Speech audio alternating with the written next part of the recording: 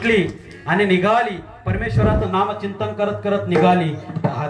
रस्त्यामध्ये तुळशीचं झाड लागलं, पान तोडलं, हातामध्ये ठेवलं, मुठ बांधली, देवाजवळ गेली, 5 प्रदक्षिणा घातल्या, देवाच्या चरणावर डोकं ठेवलं, अनंत अंतकरणातून रडली आणि आनंद अश्रू त्या परमेश्वराच्या चरणावर समर्पित केले, पदप्रक्षालन केलं आणि देवाला डोळे मिटून विनंती करते, देवा